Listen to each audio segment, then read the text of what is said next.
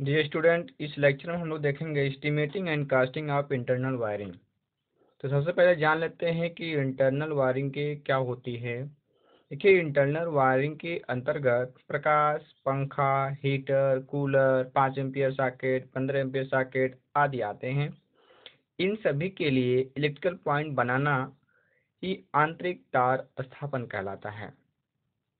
यानी कि जो भी सर्किट होती हैं, यानी जो भी हमारे पॉइंट लगाने होते हैं, हीटर हो गया, पंखा हो गया, आपका कूलर हो गया, इनको लगाने के लिए हमारे इलेक्ट्रिकल पॉइंट कहलाते हैं।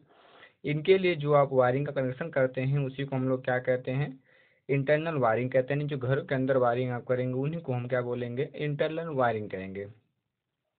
देखिए, हम दो प्रकार की जब इंटरनल वायरिंग हम लोग करते हैं घरों के अंदर, तो हम दो सर्किट सदस्य दो सर्किट बनाते हैं। एक सर्किट होती है जैसे हमारे पास प्रकाश, लाइट हो गया, फैन हो गया, 5 एम्पियर सॉकेट जो लो लो लो पावर की होती हैं, उनके लिए आप एक सर्किट बनाते हैं। और एक होती है पावर सॉकेट सर्किट, हम जिसको कहते हैं 15 एम्पियर सॉकेट के लिए। जैसे देखते होंगे घरों वरों में क्या होता है, एक बड़ी सॉकेट लगी होती है दीवार पे, बड़ी वाली 15 एम्पियर सॉकेट लगाई जाती है। जैसे एसी कूलर चलाना हो, प्रेस चलाना हो, इन सब चीज़ों के लिए जो सर्किट आप यूज करेंगे उनके लिए हम क्या करेंगे, हमेशा 15 एम्पियर उनको पावर सॉकेट कहेंगे। यानी कि सर्किट जब भी आप इंटरनल में घरों की वायरिंग करिए तो आप हमेशा दो सर्किट बनाइए। अगर उसमें फैन को आपको फैन चाहिए, लाइट है, फैन है, 5 एम्पियर सॉकेट जो छोटे छोटे सॉकेट आते हैं, अगर उसका यूज़ करना है तो उसके लिए एक सर्किट आप बनाइए। इसके बाद अगर पावर सॉकेट अप्लाई करना है तो उसके लिए एक अलग से सर्किट आप अप्लाई करेंगे। इसी के बाद आता है इंटरनल डिस्ट्रीब्यूशन सिस्टम क्या होता है। इंटरनल डिस्ट्रीब्यूशन सिस्टम को समझने के लिए क्या है, ये देखिए क्या होता है। देखिए आप, जैसे घरों पे जब लाइट हम लोग सप्लाई लेते हैं तो क्या होता है कि सबसे पहले हम जो ट्रांसफार्मर जहाँ से लगा होता है वहाँ से सप्लाई हम क्या करते हैं, केबल के माध्यम से या किसी भी माध्यम से ला करके हम क्या करते हैं, पहले एनर्जी मीटर के पास लाते हैं। एनर्जी मीटर के पास ला दिया आप। एनर्जी मीटर के बाद क्या करना रहता है, एनर्जी मीटर के बाद आप क्या करिए, एक कटआउट लगाइए, मेन स्विच बोर्ड लगाइए, जिससे कि सप्लाई पूरे घर के सप्लाई आप काट सकें। उसके बाद क्या करना होता है कि उसके बाद पूरी सप्लाई को ले जाकर एक बोर्ड के अंदर देते हैं।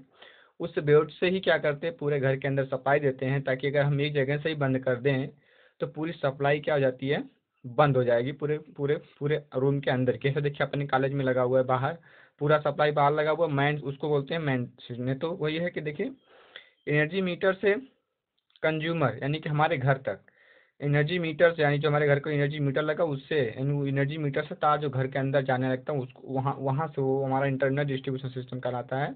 तो एनर्जी मीटर से कंज्यूमर द्वारा अलग अलग पॉइंट को इलेक्ट्रिक सप्लाई देना इंटरनल डिस्ट्रीब्यूशन कहलाता है। अब हम जानते हैं कि मेन डिस्ट्रीब्यूशन बोर्ड क्या होता है। अब देखिए, भवन के प्रत्येक सर्किट में एक एक फ्यूज लगाकर उसे एक जगह एकत्रित किया जाता है, जिसे मुख्य डिस्ट्रीब्यूशन बोर्ड एमएसबी कहते हैं। ठीक है, यानी कि मेन डिस्ट्रीब्यूशन बोर्ड में बस बार यानी कॉपर स्ट्रिप लगा होता है, जिसे हम सप्लाई देते हैं। जैसे देखिए हमारे पास ये है एनर्जी मीटर है, इधर से हमारे पास फेज आ रहा है, इधर से हमारा न्यूट्रल आ रहा है। एनर्जी मीटर को हमने दिया, फिर एनर्जी मीटर से हमने देखिए एक फेज, ये वाला फेज तार है, एक फेज हमने निकाला, एक न्यूट्रल तार हमने निकाला। फेज और न्यूट्रल तार हमने निकाल के किसको दे दिया, देखिए ये हमारा मेन स्विच है, इसको हम नीचे कर देंगे तो ये सट जाएगा, सप्लाई ऑन हो जाएगी। तो ये मेन मेन स्विच बोर्ड है। उसके बाद हमने इस तार को, देखिए इस तार को हमने क्या दिया है, एक बोर्ड के अंदर दिया, जिसके अंदर ये देखिए कॉपर का ये स्ट्रिप लगी हुई है। इसमें हमने क्या किया, देखिए इस फेज को ले जा करके, फेज वाले पॉइंट को, इस पॉइंट को दिया, ये वाला फेज वाला तार पॉइंट को दिया, इसको फेज दिया हुआ है, इसको वाला जो हमने दिया क्या, इसको न्यूट्रल दिया हुआ है, फ्यूज के साथ लगा के दिया हुआ है। अब यहीं से इसको इतना देने के बाद ये अब घर में जितने भी सर्किट हमें यहाँ जहाँ भी सप्लाई देनी है, घर में अलग अलग रूम में सप्लाई देनी है, तो हम यहीं से टाइपिंग कर करके क्या करते हैं, इधर घरों में सप्लाई दे देते हैं। तो ये आपका क्या कहलाता है, मेन डिस्ट्रीब्यूशन बोर्ड कहलाता है। अब मान लीजिए कि आपका घर बहुत बड़ा है, तो क्या करते हैं आप लोग कि पहले एक मेन डिस्ट्रीब्यूशन बोर्ड लगाइए, इसके बाद दूर पे कहीं पे अगर बहुत ज़्यादा लंबाई बढ़ रही है तो वहाँ पे एक सब डिस्ट्रीब्यूशन बोर्ड, एक छोटा सा बोर्ड और लगा दीजिए, वहाँ सप्लाई देके वहाँ से फिर डिस्ट्रीब्यूटेड करिए।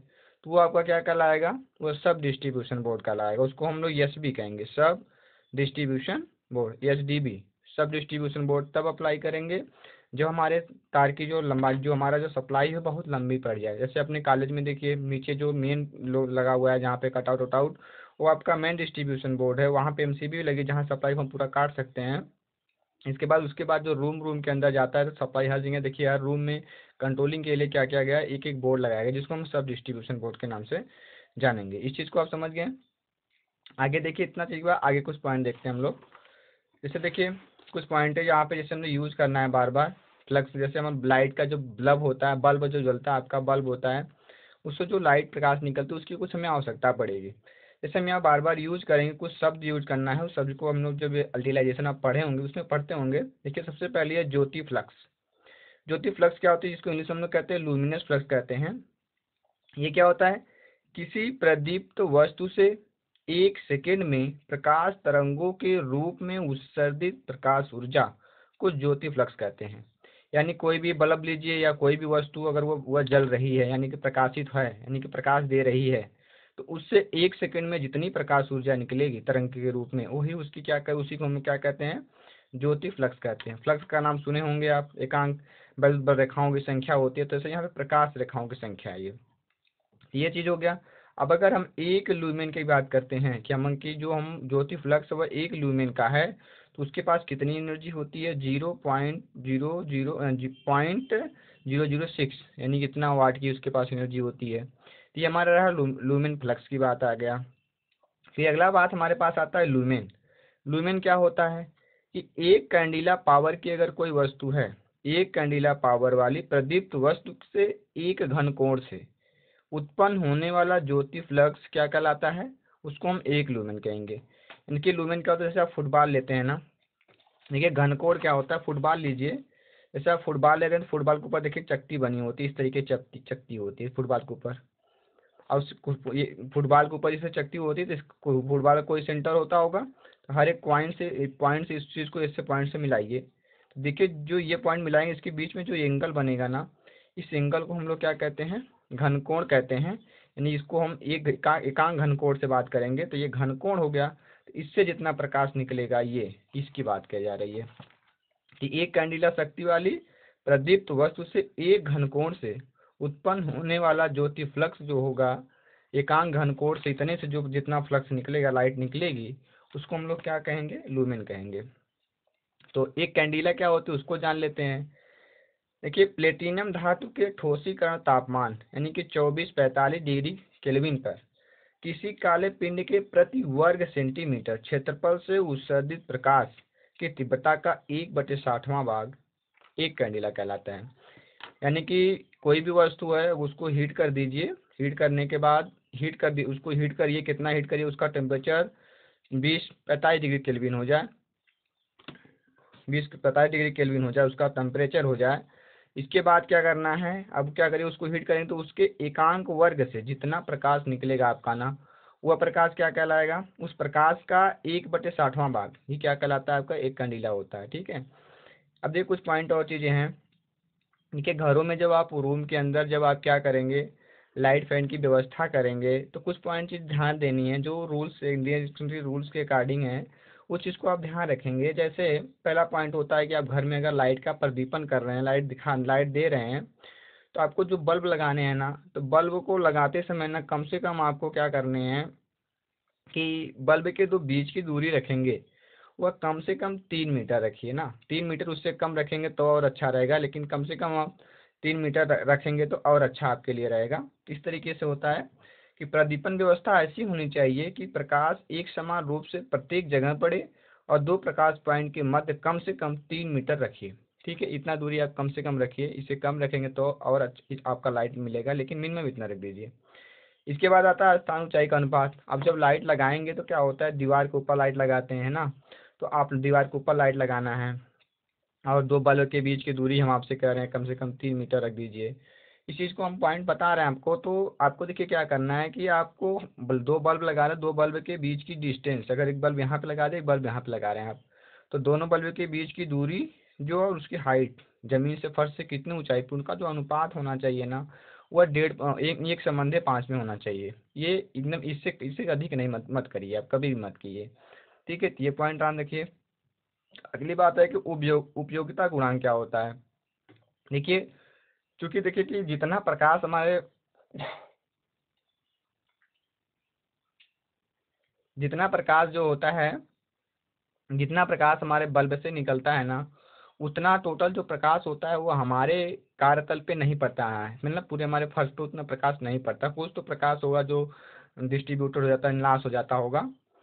तो इसी तरीके से नहीं, पूरा जब नहीं मिलेगा तो उसी को हम लोग यूज करते हैं उपयोगिता गुणांक के रूप में। तो कार्यतल पे पड़ने वाला प्रकाश एवं उत्सर्जित कुल प्रकाश का अनुपात उपयोगिता गुणांक कहलाता है।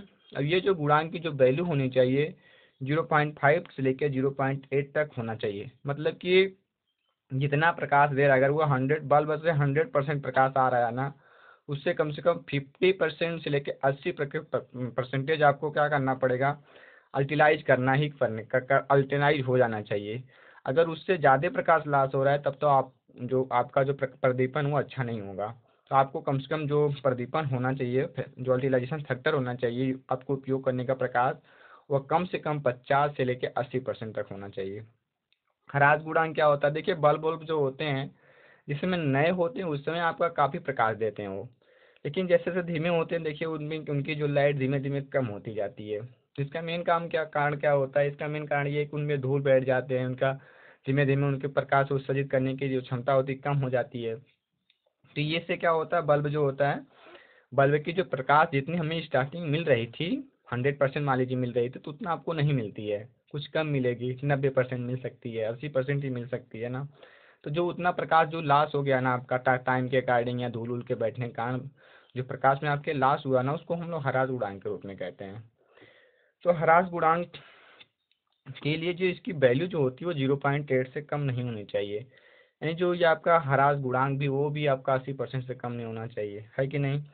0.8 से कम नहीं होना चाहिए, इसको परसेंटेज में बदल देंगे तो 80% हो जाएगा।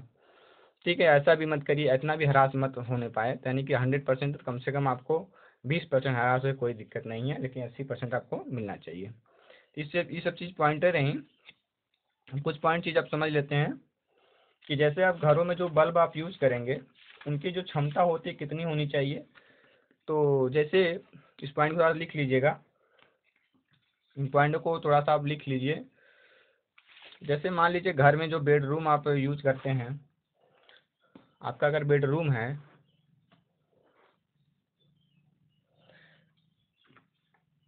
जैसे आपका बेडरूम है, अगर आपका बेडरूम है तो उसमें जो आप प्रकाश यूज करेंगे, बल्ब जो यूज करेंगे, यानी प्रदीपन हम लिख दे रहे हैं, प्रदीपन स्तर यानी लेवल, इसका मात्रक हम लोग लक्स कहते हैं, यानी कि लूमेन प्रति वर्ग मीटर है, यानी इसको क्या कह सकते हैं, लूमेन प्रति स्क्वायर वर्ग मीटर। अगर बेडरूम है जिसमें आप सोते होते हैं तो अगर उसमें आप जो बल्ब लगा रहे हैं ना, उससे जो प्रकाश निकलनी कम से कम आपको 150 से लेकर के आपको 200 तो लूमेन लक्स मिलना चाहिए। अगर आपका डाइनिंग रूम है, यानी कि ड्राइंग रूम है, यानी कि रहने का कक्ष है ना, रहने का कक्ष है, रहने का कक्ष है अगर आपका, तो रहने का कक्ष है तो आपको कितना मिलना चाहिए, कम से कम आपको 250 होना चाहिए। ठीक है, इसी तरीके से आप इसको लिख लीजिए, हम बोल रहे हैं उसको लिखते चलिए आप। रहने का कक्ष है तो आपको कम से कम 250 रखिए। अगर आपका भोजन कक्ष है तो आप कम से कम उसके लिए 150, जो भी प्रकाश का तीव्रता रखिए वो 125 रखिए। ये भोजन कक्ष हो गया। फिर रसोई अगर रूम है तो रसोई रूम के लिए सॉरी भोजन कक्ष के लिए कम से कम आप लगी रखिए 200 250 रखिए, ज़्यादा रखिए ताकि उसमें कुछ कीड़े उड़े ना, कीड़ा उड़ा, तो 250 रख दीजिए। इसके बाद रसोई घर है तो उसके लिए आप कम रख दीजिए, आप कितना, रसोई घर के लिए आपको रखना है कितना, रसोई घर के लिए कम से कम आप रख दीजिए 200 का। ठीक है, कम से कम 200 रखिए। इसी तरीके से स्नान घर है जो भी है अगर उसमें रखना है, जैसे स्टडी रूम है आपको करना है तो जिसमें रूम में आप पढ़ते हैं तो वहाँ पे जो आप रखिए प्रकाश, जो लाइट प्रकाश व्यवस्था करिए वो कम से कम 300 लक्स का होना चाहिए, 300 लक्स का। इस तरीके से आपका है रसोई घर हो गया, तो होटल वाले में हो गया है ना, ये सब चीज़ों को देखा जाता है। तो ये सब लक्स की वैल्यू दिया गया है, इन चीज़ को आप बुक से देख लेंगे थोड़ा सा। तो ये आपका इस लेक्चर में इतना ही देखेंगे। इसके बाद कुछ अगले पॉइंट में हम लोग देखेंगे जो प्रकाश पॉइंट का लाइट पॉइंट की पॉइंट को कैसे कैलकुलेट करते हैं, उस चीज़ को हम कैलकुलेट करेंगे। ठीक है, thank you for watching this video.